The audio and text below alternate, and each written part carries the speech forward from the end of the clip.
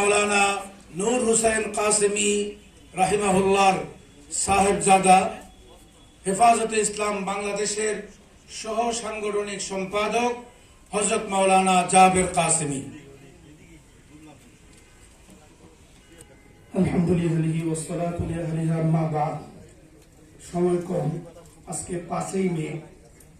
আজকে একটা নিউজ সমকালে আমরা দেখলাম পুলিশের সাবেক আইজি শহীদুল হক সাহেব তিনি এই 5ই মে সম্পর্কে সম্পূর্ণ মিথ্যাচার করেছেন।